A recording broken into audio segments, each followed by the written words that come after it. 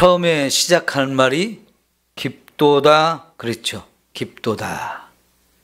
사실은 여기 헬라어 원문으로 보면 깊도다 하는 말 앞에 오라고 하는 감탄사가 있어요. 우리 한번 같이 따라해 볼까요? 오, 깊도다. 감탄사예요, 감탄사. 감탄하는 말. 너무너무 좋아서, 너무 감격스러워서 하는 표현이거든요. 혹시 여러분, 저 지리산 노고단에 올라가 보신 분 계신가요? 네, 제일 연세 많으신 우리 권사님이 지리산 노고단을 올라갔다네요. 거기가 위에까지 차를 타고 올라갈 수 있어요. 그리고 거기서부터 거의 평지를 걷듯이 걸어 올라다가 조금 이제 언덕백이 올라가는 거 조금 하고 나면 또 다시 평지 걷다가 또 다시 언덕백 조금 올라가면 되거든요. 그러니까 노고단 올라가는데 지금은 밑에서부터 올라가는 거 아니고 저 위에까지 차를 타고 쑥 올라가서요. 거기서 조금만 걸어가면 노고단 꼭대기 올라갈 수 있어요. 지리산 제일 높은 곳은 아니지만 그래도 지리산 중에서도 굉장히 높은 곳에 올라가 보면 거기 가보면 어때요?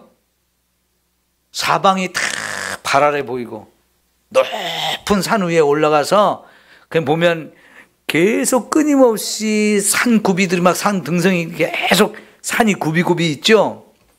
그러면서 저 밑에 마을까지 보이는 그런 장면들을 이렇게 보면 그냥 감탄사가 팍 나오죠.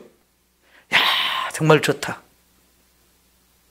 여러분, 저 지리산은 못 올라가더라도 여기 덕유산은 한번 또 올라가 볼 만 하잖아요. 거기 스키장 리프트 타고 착 올라가서 조금만 또 걸어 올라가면 덕유산 꼭대기 있어요. 저도 거기서 벌써 여러 번 올라갔다 왔는데 가보면 어때요?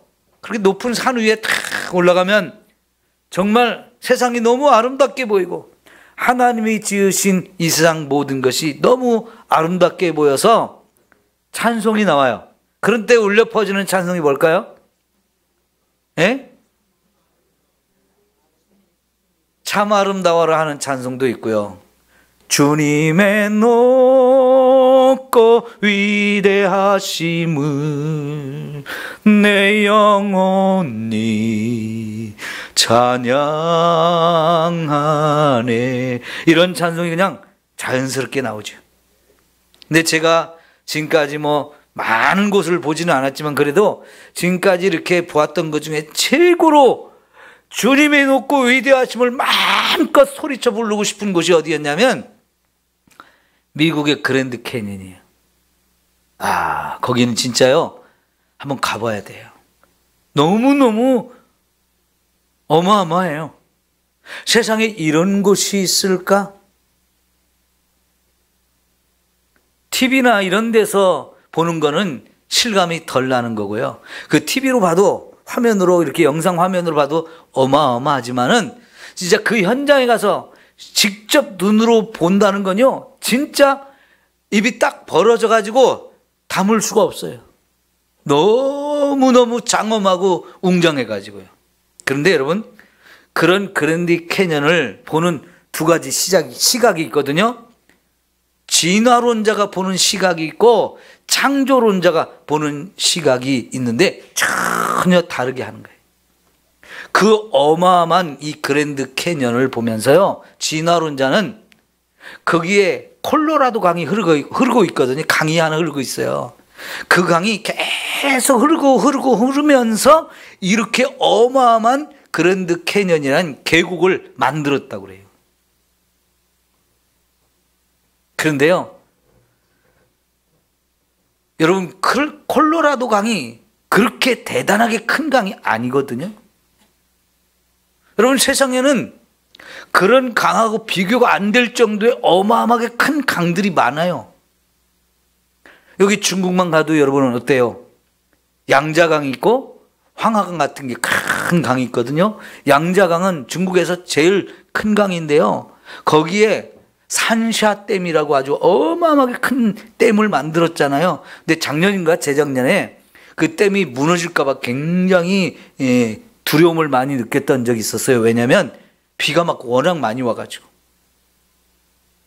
그 강물이 막 엄청나게 차다 보니까 그 크게 만든 댐도요, 이게 무너질까 봐 겁을 많이 냈거든요. 근데 그런 큰 강이 말이요, 아무리 수천 년, 수백 년을 흘러도 그런 그랜드 캐년 같은 계곡을 만들 수 있을까요? 없을까요? 없어요. 그런 계곡을 못 만듭니다. 근데 그 조그만 콜로라도 강이라는 이 강이 그랜드 캐년을 지나온 자는 그 강이 그렇게 수천 년 흐르다 보니까 그렇게 어마어마한 그랜드 캐년을 만들었다고 하는데요. 그건 말이 안 됩니다. 그가 그냥 진흙벌이였다면요. 진흙벌이였다면 강이 그렇게 흐르면서 다 옆에고 밑에고 깎아가지고 그런 계곡을 만들었을 수 있다고 하지만 여러분, 그 계곡은요, 양쪽에 이렇게 깎여진 언덕을 이렇게 쭉 조사해 보면 진흙으로만 되어 있는 곳이 아니에요. 굉장히 큰 안반층도 있고요. 딱딱한 흙도 있고요. 굉장히 많은 퇴적층이 층층이 시루떡처럼 쌓여서 이게 만들어진 지형인데요. 그렇게 수없이 퇴적층이 만들어졌다는 것도 사실은 깊이 생각해 봐야 될 부분이거든요.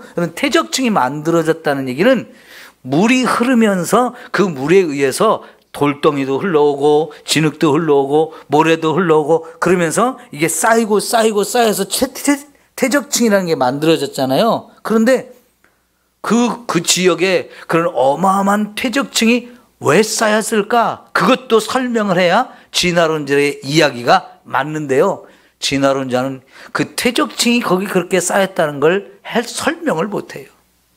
그런데 창조론자는 어떻게 설명하냐면요, 그 그랜드 캐년이라는 어마어마한 계곡이 시작되는 부분이 있어요. 정확하게 시작되는 부분이 있어요. 그래서 그 계곡이 어디까지 가냐면 미국의 서부, 지금 LA의 제일 밑에 쪽에 멕시코하고 좀 가깝게 연결되어지는 그 국경선 부분에 이게 거기까지 계곡이 강물이 흘러 내려간 그 상황이거든요. 그 계곡의 길이가 어마어마하게 길어요. 근데 시작된 부분이 정확하게 보여요. 그 시작된 부분에부터 이 계곡을 보면, 아, 이거는 진화론자의 말처럼 강물이 흘러서 만들어진 게 아니고 그 시작되는 부분에 그 전에 우리 한반도의 이 남한의 한 5분의 4 정도 되는 어마어마한 저수지들이 있었는데 그게 한순간에 팡 터지면서 한꺼번에 물이 막 휩쓸려 내려가다 보니까 그렇게 엄청난 계곡을 만들어서 그 물이 태평양 바다까지 그냥 쫙 휩쓸고 나간 거지. 근데 그게 너무나 보기만 해도 어마어마하고 대단해 가지고요, 입이 딱 벌어져 가지고 다물 수가 없어요. 그러다가 정신 차리고 주님의 높고 위대하심을 이걸 찬양할 수밖에 없어요. 주 하나님 지으신 모든 세계, 이거를 그냥 마음껏 찬양하게 되는데 보기만 해도 어마어마하죠. 근데 오늘 시작하는 부분에 오 깊도다, 하나님의 지혜와 지식의 풍성하며, 이게 너무너무 하나님의 그 부유함과 지혜로움과 지식을 생각해보면 이게 너무너무 우리가 가늠할 수가 없어서 그게 너무 깊고 너무 심오하고 너무 오묘해가지고 그냥 감탄사가 저절로 나오는 장면이에요. 왜 그러냐? 사도 바울이 로마서 1장부터 11장까지 인류를 구원한 얘기를 쭉 설명했잖아요.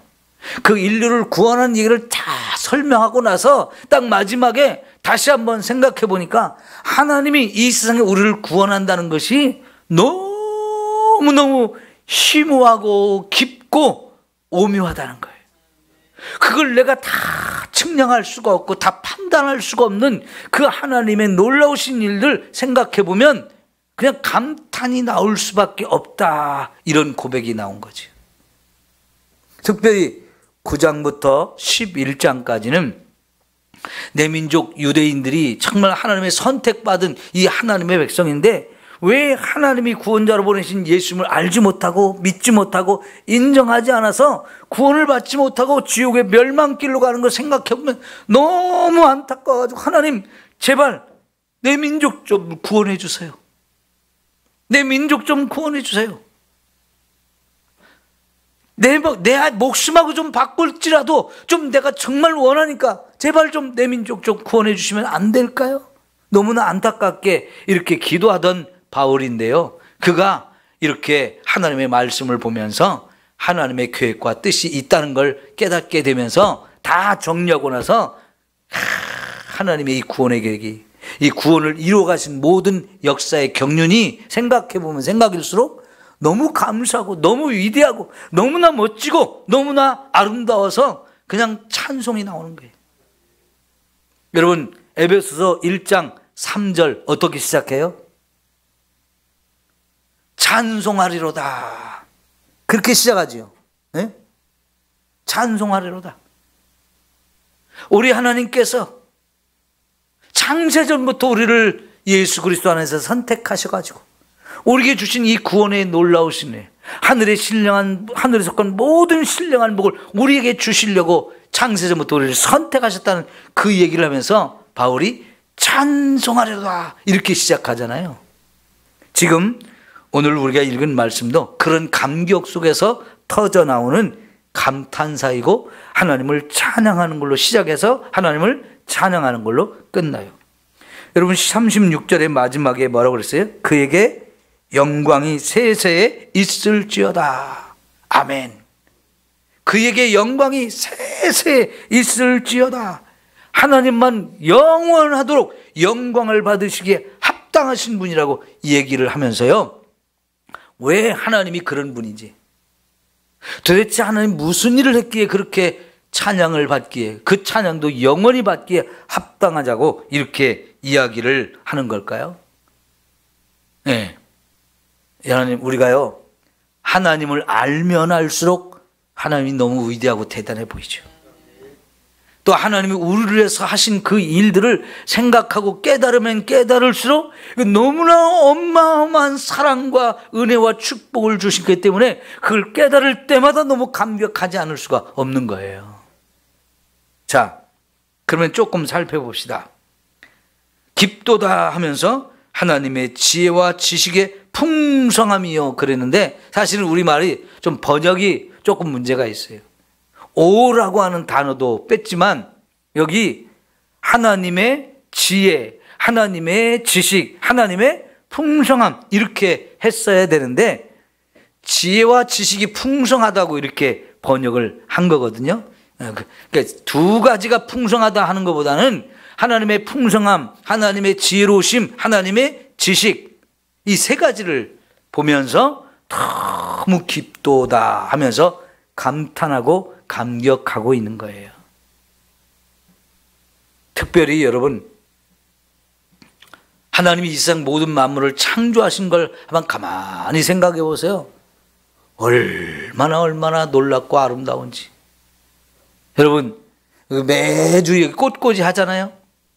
여러분들이 기념일마다 이렇게 기념으로 이렇게 헌화를 해서 꽃꽂이를 하는데 꽃들을 보면 종류도 많고 색도 그렇게 아름답고 모양도 그렇게 다양하고 철철이 이런 꽃들이 참 보면 볼수록 아름답고 귀하잖아요. 하나님이 이런 걸 왜 만드셨을까요?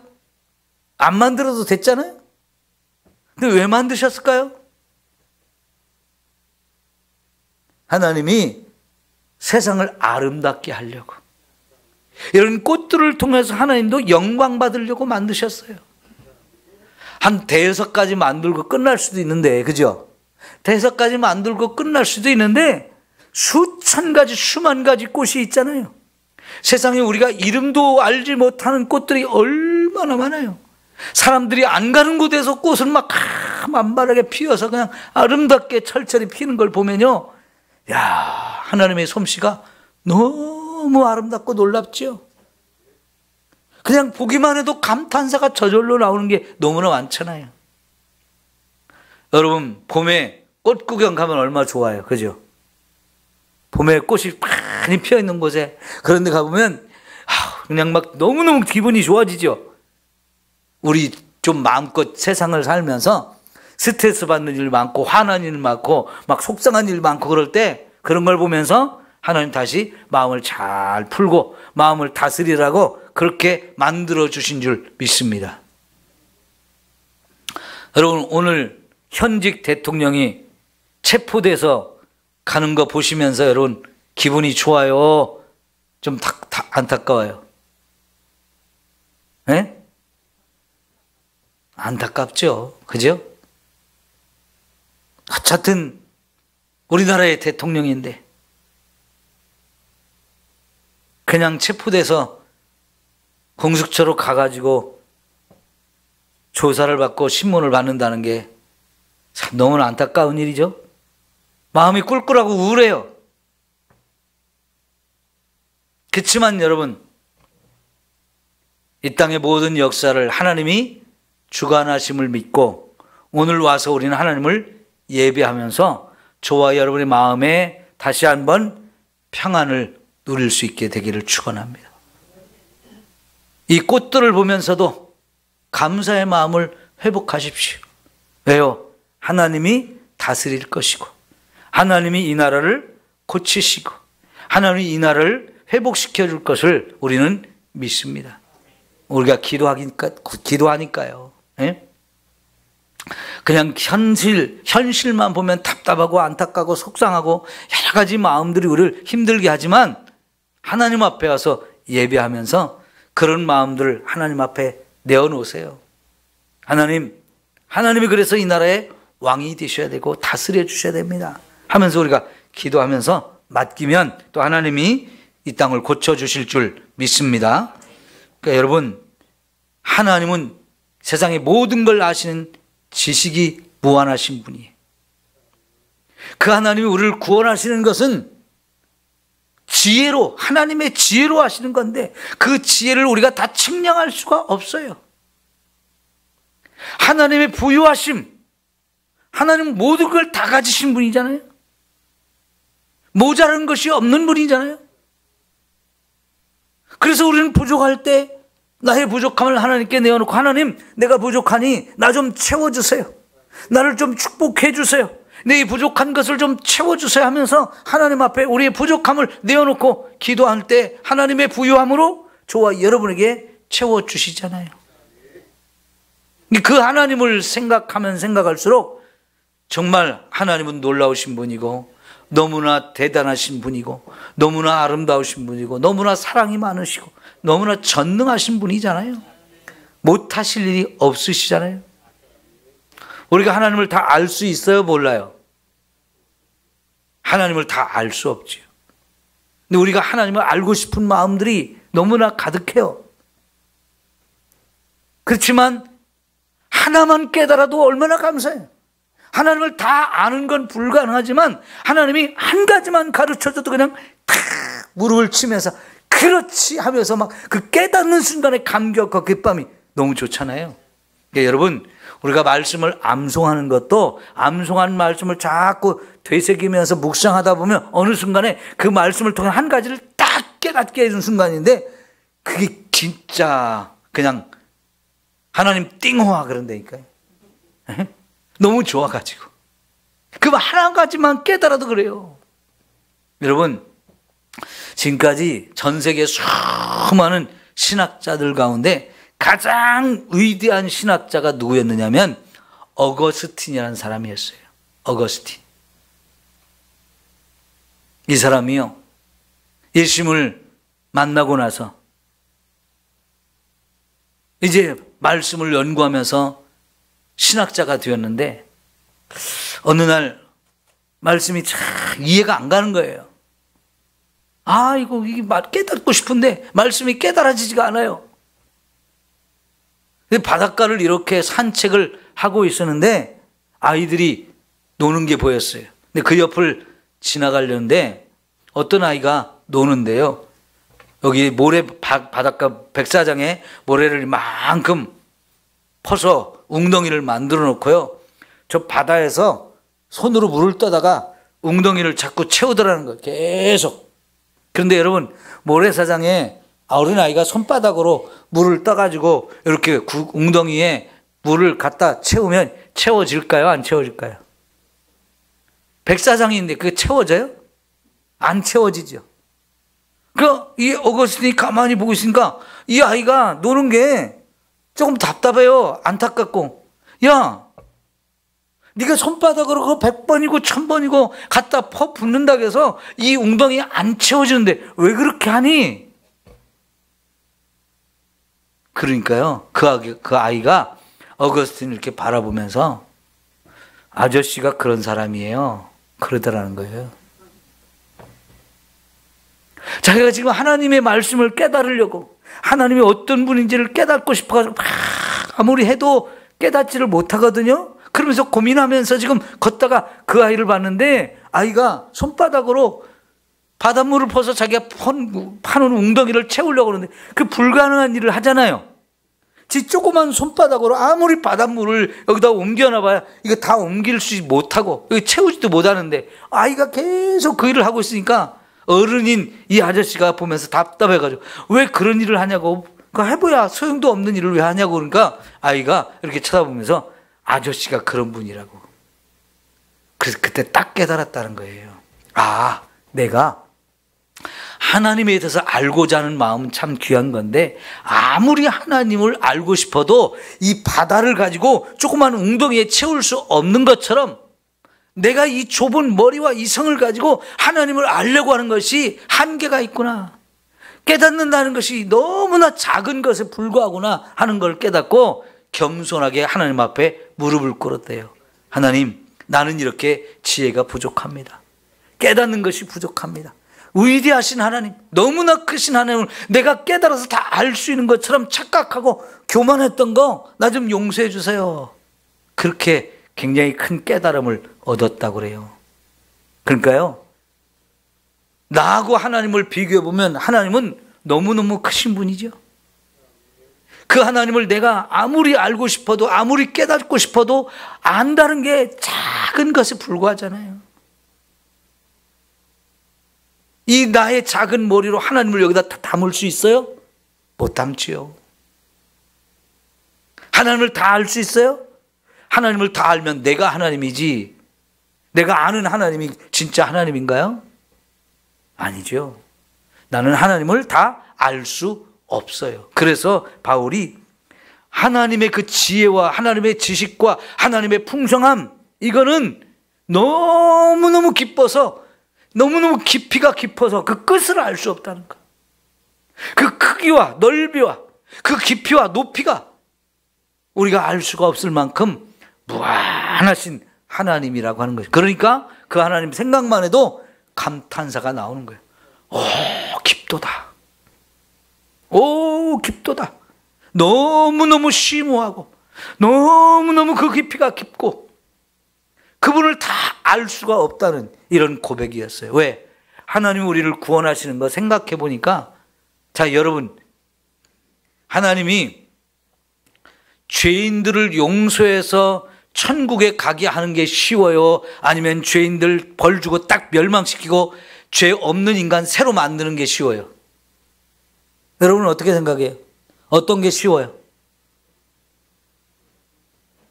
하나님 말 징그럽게 안 듣는 우리를 살리겠다고, 죄를 용서해 주겠다고, 나를 믿기만 하면 다 용서해 주겠다. 그래서 너 죄 용서받아, 그럼 천국 보내줄게. 이런 일을 하는 게 하나님이 쉽겠어요? 아니면 우리 그냥 싹 천국에, 지원국에 가지 말고 지옥으로 싹 쓸어놓고 죄 없는 사람 딱 새로 만들어서 우리 착하게 살았다고, 이쁘게 살았다고, 하나님 말씀 잘 들었다고 천국에 데려가는 게 어떤 게 쉬워요? 하나님이 새로 만드는 게 쉽죠. 그죠?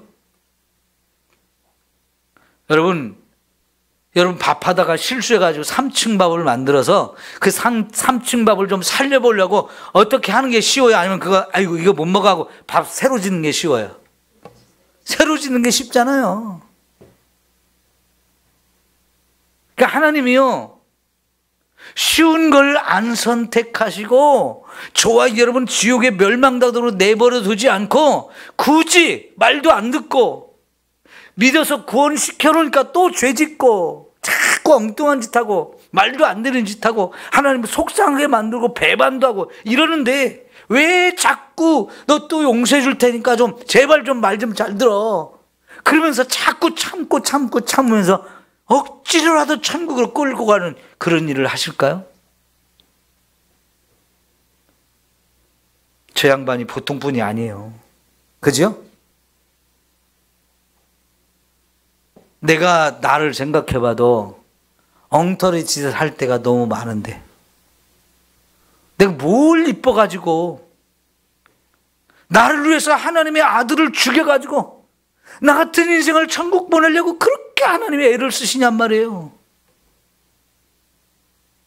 생각할수록 나를 구원하신 하나님의 사랑과 은혜가 커요, 안 커요? 말할 수 없을 만큼 커요. 그러니까 여러분 그 다음에 뭐라고 말합니까? 그의 판단은 헤아리지 못할 것이며 그의 길은 찾지 못할 길이로다. 하나님이 판단하시고 하나님이 행하시는 일들이 내가 판단할 수가 없고 헤아릴 수가 없고 찾을 수가 없고 따라갈 수가 없다는 거예요. 뱁사가 황새를 따라가려면 어쩌다고요? 가랑이가 찢어지는 거죠. 제가 저희 집사람하고 산에 한번 갔다가 혼났어요. 저희 집사람은 걸음을 엄청 빨리 걸어요. 저는 그렇게 걸으면 힘들거든요. 그래서 저는 좀 천천히 걷는 편이에요. 그래서 지금까지 데이트하면서도 팔짱 끼고 걸어본 적이 별로 없어요. 이 보폭이 안 맞아가지고 연애하면 꼭 팔짱 끼고 손잡고 이렇게 가잖아요. 저는 우리 집사람하고 저는요 이게 걷는 게 스타일이 달라가지고 같이 손잡고 아니면 팔짱 끼고 걸으면 아주 불편해. 삐그덕거려요. 진짜 삐그덕거려요. 여러분 우리가 하나님의 걸음걸이를 이 뱁새가 황새를 따라갈 수가 없는 거예요. 근데 바짓가랑이가 찢어져요. 바짓가랑이가. 하나님이 우리를 선택하셨다고 그러는데 나 말고 나보다 더 잘난 놈, 더 훌륭한 놈, 더 멋있는 놈 세상에 많잖아요. 근데 그런 사람을 선택하지 왜 나같이 못난 거를 선택하실까요? 나같이 엉터리 같은 인생을 왜 선택하셔서 구원해 주실까요? 말이 안 되는 거거든요. 아무리 이해하려고 해도 그건 이해가 안 되는 거예요. 뭐 볼 것이 있다고, 뭐 잘한 게 있다고. 여러분, 논리적으로 아무리 설명해도 그건 설명이 안 되고 이해할 수가 없는 일이에요. 그러니 여러분, 나 같은 사람을 구원해 준 거, 그냥 그 하나님이 너무 감사할 뿐이죠. 그런 하나님의 사랑을 우리가 얼마만큼 이해하고 얼마만큼 받아들일 수 있어요? 그냥 헤아릴 수 없는 하나님의 사랑이에요. 그 하나님의 사랑을 양으로 측량을 해보려고 하면 이거는 도저히 그 하나님의 사랑이 얼마나 큰지 우리가 헤아려 볼 수가 없는 거지요. 그래서 깊도다 이렇게 말할 수밖에 없는 거지요.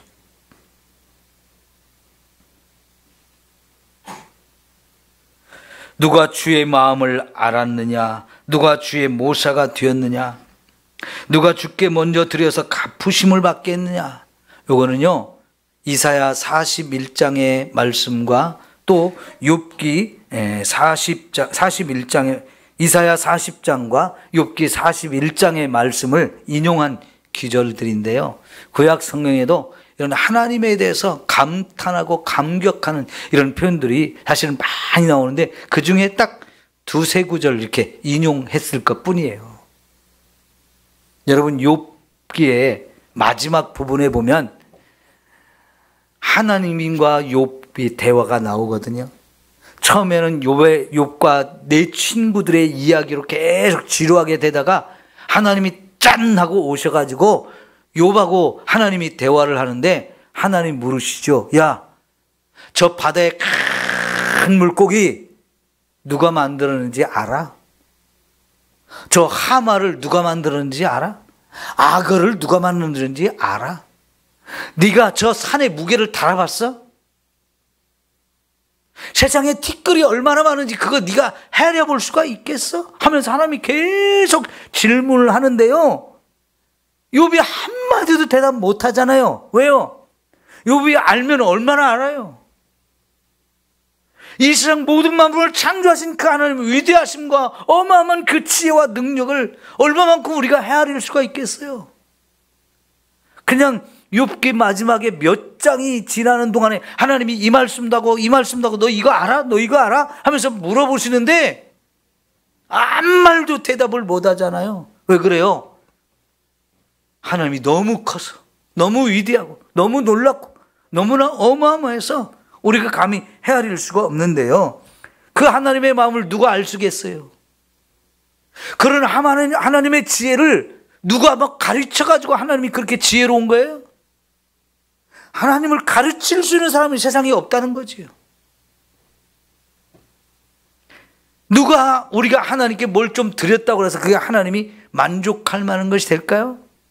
우리 옛날에 그러잖아요. 세 발의 피라고. 네? 여러분, 우리가 뭐 아무리 내 전 재산을 다 드린다고 해봐야 그거는 하나님 보실 때는요, 그냥 코딱지만도 못한 거예요. 눈곱만도 못한 거예요. 하나님이 얼마나 부유하신 분인데, 이 땅의 모든 것이 내 거야. 너 저 들에 있는 모든 짐승도 다 내 것이고, 저 하늘에 나는 새도 다 내 것이고, 내가 만들었고 내가 다스리고 있는데, 너희가 뭐 소를 드리고 양을 드리고 100마리를 드리고 1000마리를 드린다고 해서 그게 뭐 하나님을 배부르게 하겠어요? 하나님의 마음을 만족하게 하겠어요? 밥 먹다가 이빨 사이에 고춧가루 하나 낀 것만도 못한 거지.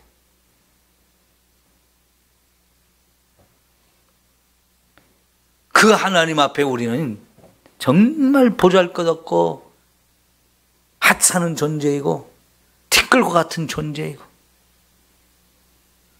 한번 훅 불면 다 날아가 버릴 존재에 불과하거든요. 그런 하나님 앞에 우리가 사랑을 받고 구원을 받았다는 거 생각할수록 감격하지 않을 수가 없는 거지요. 여러분, 그러니까 하나님을 자꾸 생각해 보세요. 하나님이 얼마나 대단한 분인지, 또 하나님께 우리를 구원하신 이 어마어마한 사랑이 어떤 사랑인지를 우리가 자꾸 생각하면서 감사하고 감격과 기쁨이 우리한테 넘쳐나야 돼요.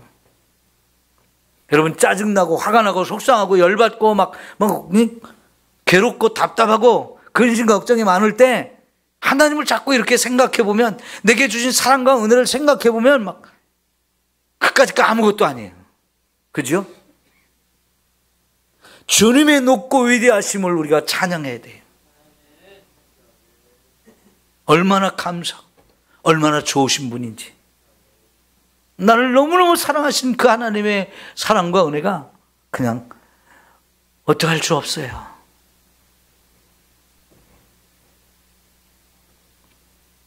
그러면서 여러분이 힘을 얻으시고 여러분에게 마음에 기쁨이 넘치게 되시고 하나님의 사랑을 꼭 붙들고 가는 여러분 되시기를 바랍니다. 내가 하나님의 사랑받는 자라는가? 네? 내가 하나님의 손에 있다는가? 하나님이 나를 붙들고 계시고 나와 동행해 주시고 하나님이 계속해서 사랑과 은혜를 품어주시고 인도해 주시고 지키시고 함께 가신다는 거 생각하면 생각할수록 감사와 기쁨이 넘칠 수밖에 없는 거잖아요. 마지막 규절을 한번 정리하고 마칠게요. 여러분, 만물이 주에게서 나왔다는 거예요. 만물이 주로 말미암고 있다는 거예요. 다시 말하면 내가 하나님 때문에 살고 있다, 하나님 덕분에 살고 있다는 거, 하나님 은혜로 살고 있다는 거예요. 하나님 없이는 한순간도 살 수 없는 존재라는 거예요. 그리고는 우리는 마지막에 또 하나님께로 돌아가는 존재라는 거예요. 우리의 시작은 하나님부터 시작했어요. 인생은 어디서 와서 어디로 가는가? 이게 철학의 굉장히 중요한 주제거든요. 세상은 답을 주지 못합니다. 그래서 최희준이가 맨날 평생 어디서 왔다가 어디로 가는가 묻기만 하고 답은 못 찾고 갔잖아요. 네? 근데 여기 정확하게 답이 왔어요. 우리는 어디서부터 시작했다고요? 하나님으로부터 시작했어요. 하나님이 저와 여러분을 창조하셔가지고 이 세상에 보내주셔서 온 거예요. 그러니까 그 생일에 먼저 하나님께 영광 돌려야죠. 생일에 감사헌금 안 드리고 사는 사람 참 믿음이 없는 사람이에요. 내가 지금 이 세상에 지금까지 사는 거 하나님의 은혜 때문에 살아왔는데 그것도 모르고 그냥 제멋대로 사는 거 얼마나 어리석고 미련한 인생이에요. 생일에 하나님 앞에 헌화한다는 거 참 멋진 일이잖아요. 그것도 안 하는 사람들이 있어요. 앞으로는 좀 여러분이 하시면 좋겠어요. 저 뒤에 보면 빈칸이 있으니까 빈칸에 내 생일에 다른 사람이 이름 써놨어도 거기다 쓰든가 아니면 빈칸에 여러분 채워서 그때라도 드리세요. 뭐 꼭 내 생일 때만 드려야 됩니까? 이름 안 써온 사람들은 빈칸에 이름을 쓰셔요. 하나님이 얼마나 기뻐하시겠어요. 그리고 여러분 우리 인생이 마치면 하나님께로 다시 가야 되는 인생이에요. 그런데 하나님께 못 가는 인생, 이거는 진짜 너무나 비극적인 인생이고 너무나 엉터리로 살아가는 인생이고 망하는 인생이죠. 그러니까 여러분 하나님께 가려면 어디로 가야 돼? 천국으로 가야지. 지옥으로 가면 안 되잖아요. 근데 그 하나님께 갈 때 여러분 우리 빈손 들고 가지만 하나님 앞에 아름다운 모습으로 가야 되죠. 칭찬받을 모습으로 가야죠. 예? 하나님께서 상급을 주실 모습으로 가야 되잖아요. 부끄러운 모습으로 가면 안 돼. 어차피 천국에 아버지께 가야 되는데 하나님께 가야 되는데 그때 부끄러운 모습으로 가면 안 되잖아요. 이왕이면 칭찬받고 이왕이면 상급받을 수 있는 모습으로 가야 되잖아요. 하나님 어떤 사람 칭찬하고 어떤 사람 인정하고 어떤 사람 상급을 주십니까? 여러분 다 알잖아요. 죽도록 충성하면 더 많이 인정하시고 더 많은 상을 주셔요. 복만 누리면서 살려고 하지 마시고 그냥 죽도록 충성하는 이 삶을 우리가 살 때 천국 갈 때 부끄럽지 않은 게 될 거예요. 그죠? 어차피 주께로 돌아가야 되잖아요.